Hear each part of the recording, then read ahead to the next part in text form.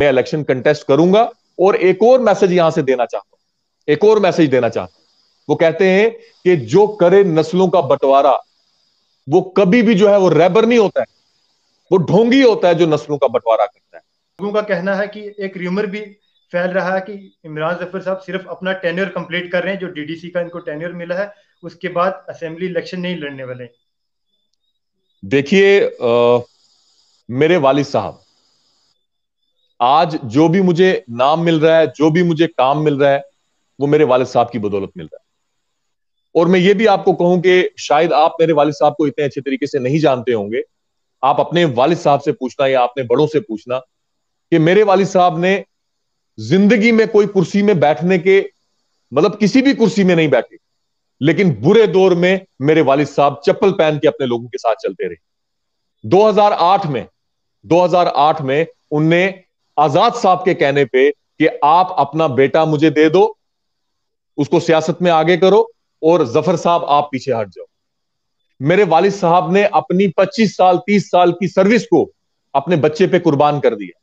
आज जो लोग कहते हैं कि जी इमरान जफर डीडीसी इलेक्शन जो है उसने कंटेस्ट किया, ये टेन्योर पूरा करेगा, मैं आपको एक चीज बता देता हूं कि मैं ये डीडीसी इलेक्शन नहीं कंटेस्ट कर रहा था। मेरे पीछे पड़े मेरे वालिद साहब, मेरे पीछे पड़े मेरे चाचा जान अमानुल्लाह साहब जो डीडीसी बीडीसी चेयरमैन है, और उसके बाद जो है मेरे कुछ बहुत अच्छे जो सरपंच है, मैं उनकी बहुत इज्जत करता हूं और उन्होंने मेरा बहुत बहुत साथ दिया उनने कि आप ये इलेक्शन कंटेस्ट करो। लेकिन मैंने उनको एक बात कही थी कि ये इलेक्शन करवाना सिर्फ और सिर्फ एक दुनिया को दिखाना कि हमने जमहूरी निजाम बहाल कर दिया है, कोई डेवलपमेंट नहीं होने वाली।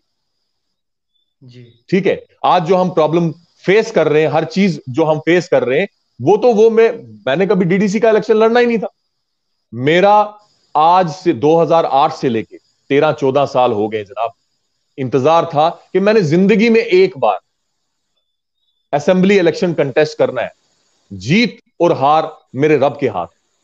तो ये मैं आज अलल ऐलान कहता हूं, आपके चैनल के माध्यम से कहता हूं कि इमरान जफर असेंबली का इलेक्शन जो है कंटेस्ट करेगा, और बहुत अच्छे से जो है वो ये इलेक्शन जो है वो कंटेस्ट करेगा। और उसमें कोई भी, मैं आपको एक और चीज कहता हूं कि नौजवानों को, ये जो हमारे से बड़े, आप यकीन मानिए, मुझे आज 2008 से लेके आज तक आप मुझे बताइए कि मैंने किसी बड़े सियासी आदमी की मुखालफत की, किसी किसी बड़े आदमी की जो है मैंने अपने से, जो मेरे वालिद साहब की उम्र के हैं, मैंने उनके खिलाफ जो है कोई ऐसी वैसी बात की, मैं आज भी नहीं करता भाई ने। लेकिन आप डीडीसी इलेक्शन उठा के देखो कि जो बड़े पॉलिटिशियन हैं जो कहते हैं कि हम नौजवानों के सर पे हाथ रखते हैं, उनने क्या किया जरा आप देखिए। उनने इमरान जफर की किस तरीके से जो है मुखालफत की आप देखिए। लेकिन आज मेंढर का यूथ जो है, खिताए पीर पंजाल का जो यूथ है, अपने दम पे जीना सीख लिया उसने। और असेंबली इलेक्शन आ रहे हैं, मैं कहता हूं कि जितने भी मेरे नौजवान साथी, आज मुझे कोई एक, पिछली बार मैं किसी के पास गया, मुझे बोलते हैं मैं बोला असेंबली इलेक्शन आ रहे हैं, मैं कहता हूं कि जल्दी जल्दी इलेक्शन हो जाए तो इंशाअल्लाह मैं ये असेंबली का इलेक्शन कंटेस्ट करूंगा, मेरा ये कोई शौक नहीं था।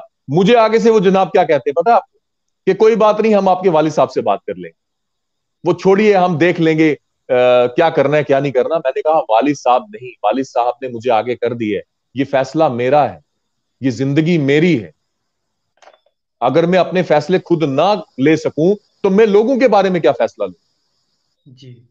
तो मैं सब नौजवानों को, सब बुजुर्गों को एक बात कहता हूं कि मैं इलेक्शन कंटेस्ट करूंगा। और एक और मैसेज यहां से देना चाहता हूं, एक और मैसेज देना चाहता हूं।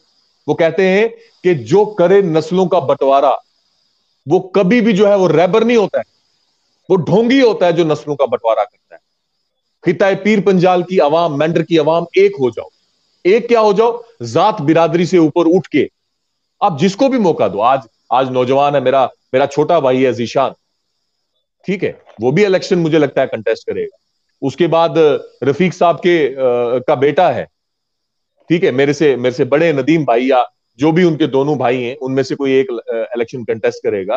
तो मेरा ये मानना है कि जो भी कोई इलेक्शन कंटेस्ट करे, जो जात बिरादरी इन चीजों को साथ में लेके आए, उसको भगाओ आप। वो दौर खत्म इमरान हो गए जब साहब। वो बोलेंगे ये जी खतरे जी। में आ गया, वो खतरे में आ गया।